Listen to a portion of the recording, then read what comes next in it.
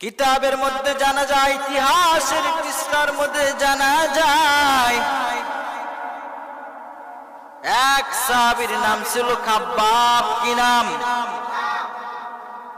ওমর ফারুক রাদিয়াল্লাহু তাআলা আনহু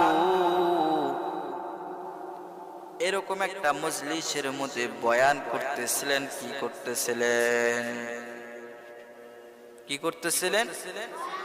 বয়ান করতেছিলেন, ইসলামের ইতিহাসের কথা বলতেছিলেন। ওই সময়ের মধ্যে মুসলমানরা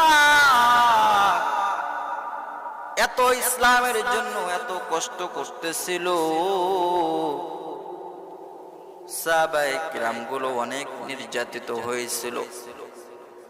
হঠাৎ করে ওমর ফারুক এরকম সমস্ত সাহাবায়ে কিরামদেরকে নিয়ে